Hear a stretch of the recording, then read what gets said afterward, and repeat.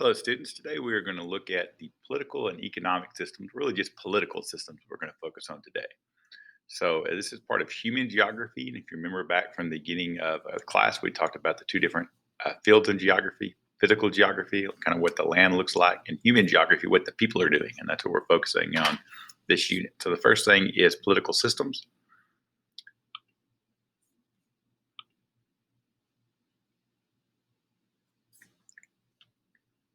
The first thing to point out here is there are three main categories of government. They are unitary, which is a federal government has all the authority. They are confederal, where local governments have most power. And then there are federal, where federal and local governments, like the main government in DC and the state government and your town government, share power, which is what we have here in the United States. Within this, there are three main types of government, so let's not get those confused. And the three main types we're going to look at going forward: an autocracy, an oligarchy, and a democracy. Let's move on. We're going to watch this video a little later on, so we can skip through that. The first of these three main types of government we're going to look at is an autocracy. An autocracy is where you have one person mainly in charge here. Most of the time, this is associated with negative aspects of government, where you have one person, a ruler who has all the power, either by birthright as a king or queen, or taken power as military power. Dictatorships fall under this, and we'll look more at that. Examples are Nazi Germany and currently North Korea. So a guy like a dictator, how can a dictator, which will keep power? How can these bad guys stay in power? And they do this in a number of ways. They use their armies. They promise a better life. Sometimes people just don't know better because they've never had a democracy. Or they get support from other countries. Today, North Korea is largely supported by China, and that keeps them in power.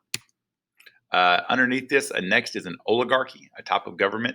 Oligarchy is a fun word, but what it means is just a small group of people that hold or share power. This is generally, they all agree on the same thing, and just a few people are in power. The citizens don't have very much say in their government. This is done in China with the Communist Party, and other countries still have oligarchies. So you think oligarchy, think a small group of people have power. A different type of government, which is still similar, a type of oligarchy, is a theocracy. And this is where the small group of people are the religious leaders. So the religious leaders have power. Iran is ran by an oligarchy. The religious leaders in that country have the power. People don't have a lot of rights to decide. Then we get to the more popular form of government. What we have and what's real popular around the world is a democracy. And this is where leaders must rule with the consent of the people. If you don't like the leaders, vote them out, get new leaders. Citizens have a lot of say.